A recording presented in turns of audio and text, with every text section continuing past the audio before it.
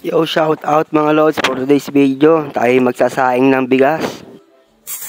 Ito na nga, kumuha na ako ng 4 na gatang na bigas. 3, 4.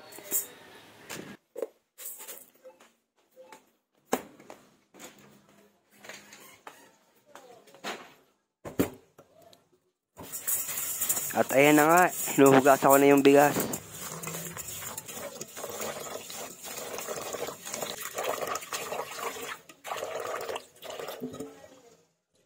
Itapon ang unang hugas.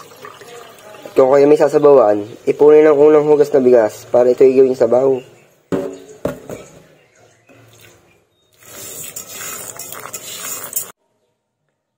Pagkatapos hugasan, sukatin.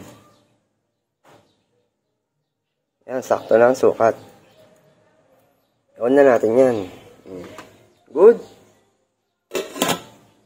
At hintayin na lang maluto.